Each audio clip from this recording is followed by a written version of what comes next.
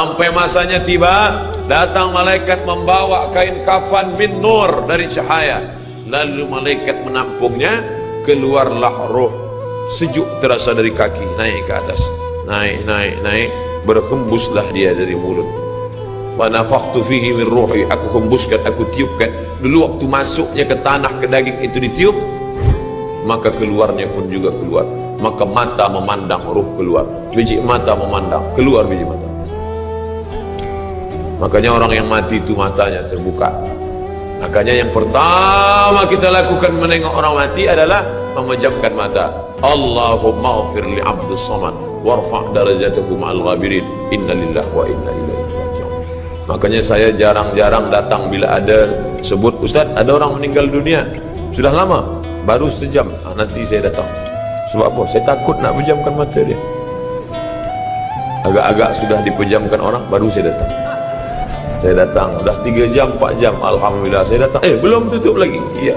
Kenapa? Menunggu Ustaz Somad. Paksalah saya tutup. Allahumma fir li fulan ibn fulan warfa' darajatahu ma'al ghabirin. Inna lillahi wa inna ilaihi. Mana istri yang katanya sayang, kaulah bulan, kaulah bintang, setengah napasku pergi, buah hati belayan jiwa. Ketika roh ada dari jasad, memang betul kata dia sayang, tapi manakala roh keluar dari jasad, dia pun takut menengok mata kita. Dia takut menengok kita. Dia takut jam pukul 2 malam, jam 1 tutup balik. Na'udzubillah. Begitulah kalau kematian sudah tiba. Sampai pada akhirnya dia tutup. Innalillah wa inna ilaihi raji'un. Selepas itu roh pun keluar, dibawa. Kalau dia baik, roh itu dibawa, dimasukkan ke dalam kain kafan min nur. Hadis riwayat Ahmad bin Hanbal. Lalu dibawa oleh malaikat sampai ke pintu langit. Malaikat bertanya, inikah orang yang amalnya selalu dibawa pagi, dibawa petang? Inikah orang yang amalnya selalu dibawa hari Kamis? Inikah amalnya yang selalu dibawa pada bulan nisfu Sya'ban? Ya, inilah orangnya. Kam min masyhurin fil ardi walam yakun ma'rufan fis sama. Bukan hadis. Berapa banyak orang yang namanya masyhur di bumi, tapi malaikat tak mengenal dia. Tapi berapa banyak orang yang tak masyhur di bumi, tapi malaikat mengenal dia. Mengapa? Karena amalnya pagi dan petang dibawa oleh malaikat. Orang ini mana? Belum datang. Orang ini mana? Belum datang. Orang ini mana? Belum datang. Disambut dia, disambut kedatangannya. Masya Allah, tabarakallah. Mudah-mudahan kita termasuk orang yang disambut oleh malaikat karena amal soleh kita. Maka bila saya datang di satu majlis, malam tadi datang di Shah Alam, orang menyambut ramai. Malam ini datang ke Masjid Muaz bin Jabal, ramai. Esok malam di Terengganu datang, tak tahu entah ramai entah tidak. Ramai. Dalam hati, hai Abdul Somad, apakah malaikat akan menyambut engkau nanti juga dalam keadaan ramai? Kalau engkau ikhlas, iya. Tapi kalau tidak ikhlas, na'udzubillah. Nabi Isra Mi'raj berjumpa dengan orang yang sudah lama mati. Bagaimana rasa kalian mati? Apa kata mereka? Seperti kambing yang dikuliti hidup-hidup, seperti tebasan pedang di tempat yang sama beratus kali, seperti kail mata pancing yang masuk ke dalam kulit yang basah, ditarik, disentapkan sehingga terikut dagingnya sampai keluar. Makanya selalu kita berdoa, Allahumma hawwin alaina fi sakaratil maut, taubatan qabla al maut, taubat sebelum mati, wa rahmatan indal maut, dapat rahmat ketika mati, wa maghfiratan ba'dal maut, mendapatkan ampunan sebelum mati. Allahumma hawwin alaina fi sakaratil maut. Makanya doa selamat itu baca pelan. Baca pelan, renungkan. Ini sekarang banyak orang baca doa selamat cepat-cepat. Maut. Apa maut aja nih? Saya tak pernah menghafaz doa itu pakai kertas, tak pernah. Wa taubatan qabla al-maut wa rahmatan 'indal maut wa maghfiratan, belum pernah. Kenapa Ustaz boleh hafaz? Sebab dulu dibawa oleh ayah, dibawa oleh bunda, dibawa dalam acara tahlil, dibawa dalam kenduri orang mati, dibawa. Tiap hari telinga mendengar Tuan Imam membaca pelan, maka kita ingat, wa taubatan qabla al-maut wa rahmatan 'indal maut. Anak-anak kita ini walaupun mereka lari sana sembang sini, tapi telinga mereka mendengar. Dan anak-anak ini hafaz. Kadang anak hafaz, ibu bapa tak hafaz. Sebab apa? Sebab dia golden age, usia emas. Mereka hebat, mereka kuat ingatannya, menangkap hafazan itu begitu kuat. Maka kita ajarkan mereka doa itu pelan-pelan. Sebab bila kita ajar kuat-kuat, mereka balik, dia panggil, ibunda dia panggil, cuba engkau baca apa doa tadi? Oh, mau. Apa mau aja ni? Sebab di Iraq banyak orang mati, sebab di Suriah banyak orang mati, di Palestin banyak orang mati, di Rohingya banyak orang mati. Padahal maknanya amat sangat dalam. Allahumma hawwin alaina, ringankan kami fi sakaratil maut. Tidak ada gunanya amal banyak kalau tidak selamat dalam sakaratul maut. Makanya kita selalu minta kepada Allah, Allahumma khtim lana bi husnil khatimah wa la takhtim alaina bi su'il khatimah. Allahumma ja'al akhir kalamina, jadikan akhir kalam kami inda tihai ajalina, ketika ajal kami sampai, jadikan akhir kalam kami yang terakhir keluar dari mulut kami, qaula la ilaha illallah Muhammadur Rasulullah. Allah. Biasa orang takbir ini nak pergi perang, menghadapi sakaratul maut penting juga takbir. Sebab di situ banyak segala macam godaan-godaan. Datang syaitan membawa air, katanya menjelang sakaratul maut itu haus, panas, haus, maka datang syaitan membawa air. Engkau sebut nama aku bagi air. Mau? Kata dia. Mau?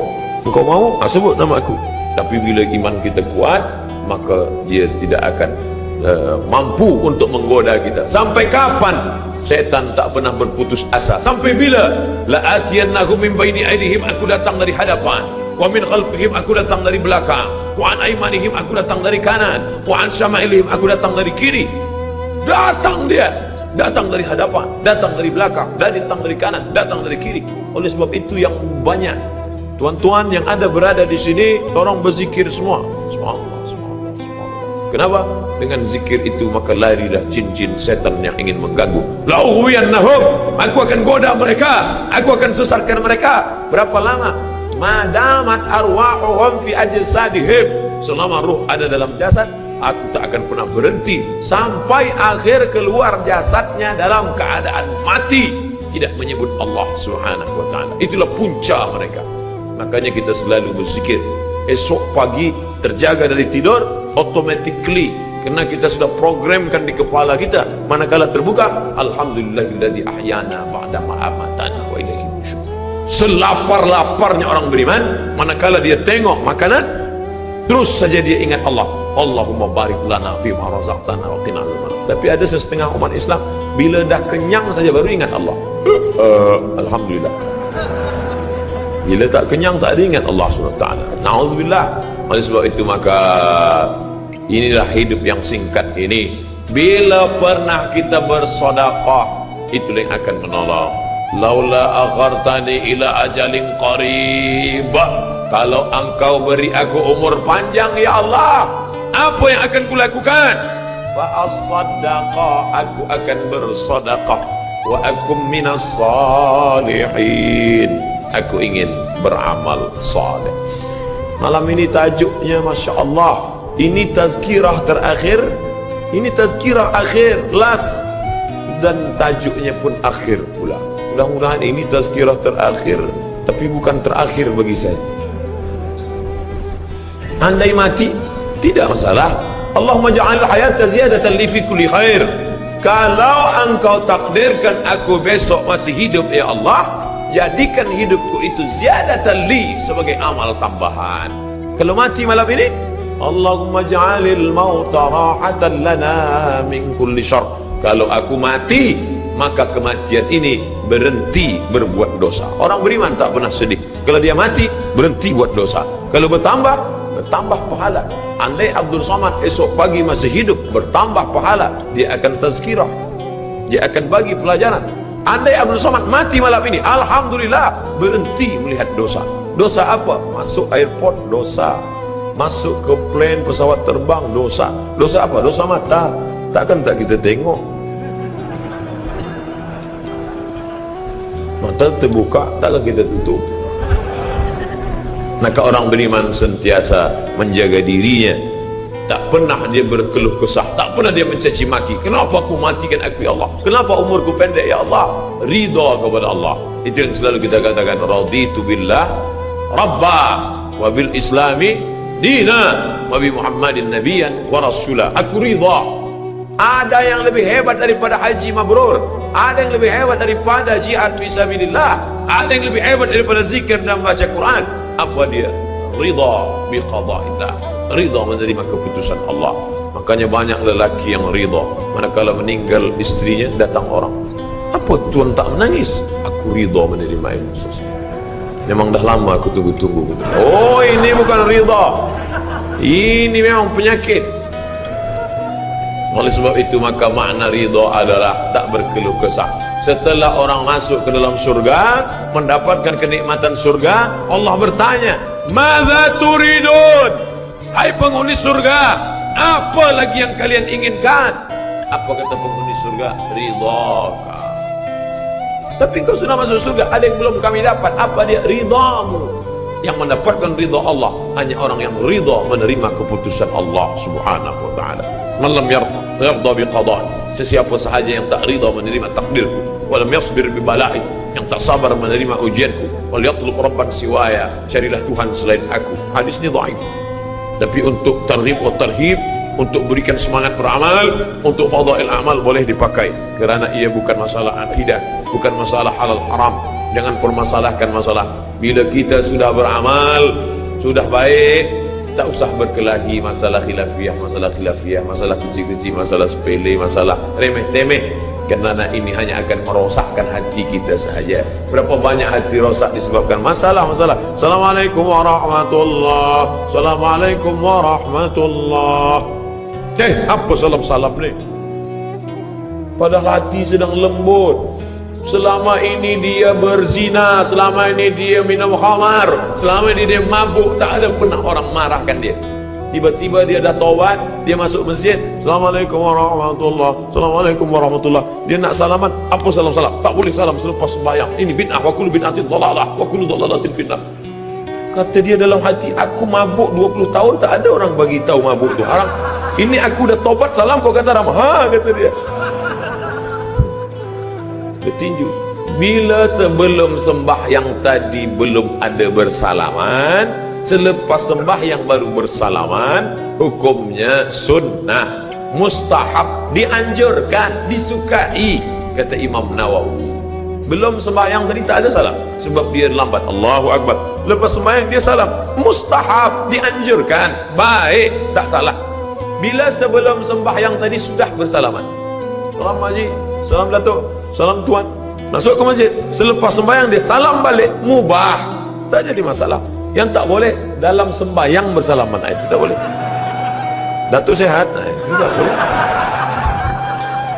Oleh sebab itu mari kita jaga hati kita yang dah baik, yang dah elok ni, jangan dirosakkan hanya kerana masalah-masalah kecil, masalah-masalah khilafiyah. Melunakkan hati.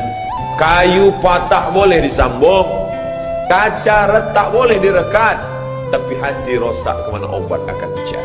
Oleh sebab itu memperbaiki dengan akhlak. Al-adab fawqal ilmi, adab lebih tinggi daripada ilmu. Tak ada guna banyak ilmu, banyak kaji banyak, tapi menyakitkan hati orang. Ada yang lebih hebat daripada ilmu. Apa dia? Adab.